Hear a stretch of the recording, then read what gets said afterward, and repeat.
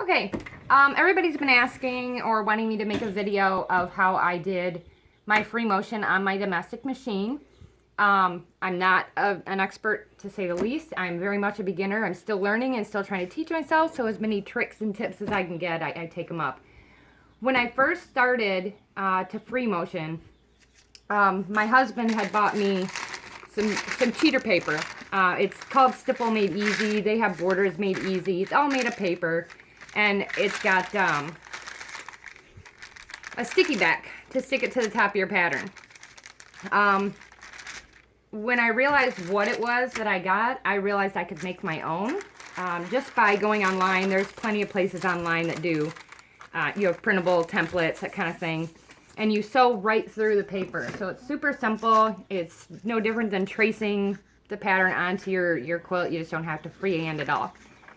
So what I do is I go to my computer and I just print out the size that I need. So I measure my block. This one happens to fit perfectly in my center block. So I print the design, and then to center it, I'm going to put it directly on my quilt. So to center it, obviously I'm going to line up my points, and I'm going to put some crease lines in here so that I can get it perfectly centered with my seams on my quilt. Okay, so then my lines that my creases made, I can line up directly with my seam lines here and here. So now I know it'll be centered directly on my quilt. Now I've already done my quilt sandwich, so I've already done this. I spray based everything. I don't pin a lot. I know some people think that's a no-no, but that's just how I do it. And then I'm just going to pin down my pattern right directly onto my quilt.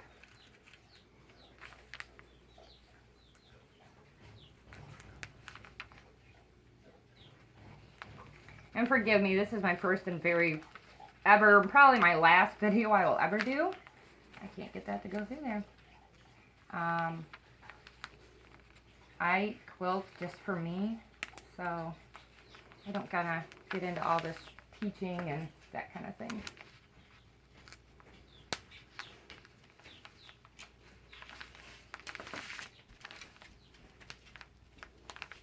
And you ladies may have easier methods. You may spray this down, put a tacky spray glue on the back of this, whatever way you want to do it to get it to stay on your pattern or your quilt.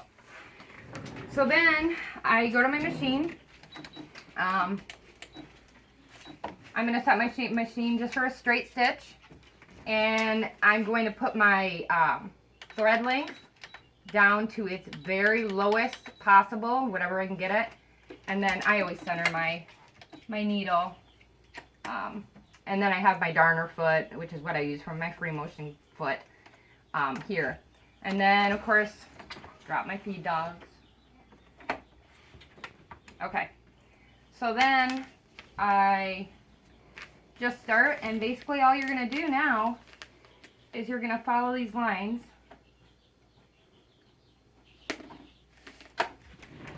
and take your time, go slow, stay as close to on the lines as you can, and if you meander a little bit off one side or the other to the line, it's not a big deal, because obviously they won't have the pattern to match it to, and it should come out just fine. So another thing, a lot of people say that they have a problem with keeping their speed. They go too fast, they go too slow. My biggest problem was going too fast. I was pulling my threads because I was trying to keep up. You notice you'll try and keep up with the sound of your machine. Your machine's going so fast that you feel like you need to keep up with it. So as a beginner, that was something that I was struggling with. And the quilt shop told me to break that habit. She's the one that said it's usually because you're trying to keep up with the sound of that machine. So put in some earbuds, crank your iPod so that you can't hear your machine. It's a lot easier to slow down without hearing your machine, because it doesn't feel like, you don't feel like your machine is trying to rush you into going at a certain speed. And it'll help for you to learn the speed that you need to go at. I always set my machine down, my machine speed, if you have the ability to do that. Slow my stitch speed down a little bit. And then, if you want to get in nice and close so we can see. And then I just start following my lines. So you'll see I'm just going to follow here. And I'll just do a couple here just so you can see how it's going to do. And then if you guys have any questions, you can message me. Like I said, I'm a beginner. I'm still learning. But this works for me, and that way I don't have to go with just a straight, you know, stitch in the ditch or a meander or whatever. So we'll get started.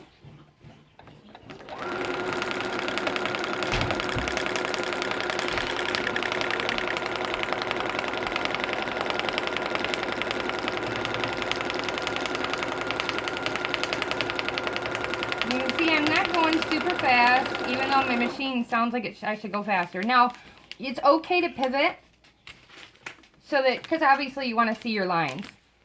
So it's okay to keep moving it and turning it the way, that way you can see everything clearly.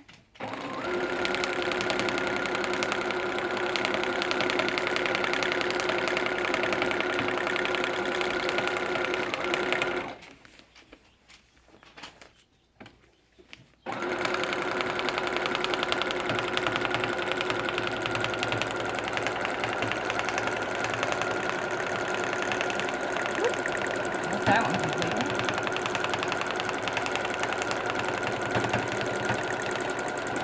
And then just follow and trace all your lines.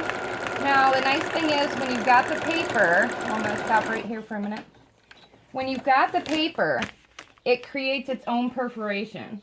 So you can just take, you know, a pin and lift it up, and it becomes perforated. So this will all just come right off and out of here without lifting your stitches, without pulling on them, loosening them up. It'll all come right out. I just used my pin to pull them out of here. And you guys will have to forgive me. I know I sound a little funny. I had oral surgery yesterday, so, but then you can see that the design starts to appear in here. And you just keep going, and the whole thing will perforate off. You remove it, and ouch. And there you have it. So if you have any other questions, whatnot, you can do this with any design that you find online. So if you have any questions, feel free to ask me. I appreciate it. Thanks, guys.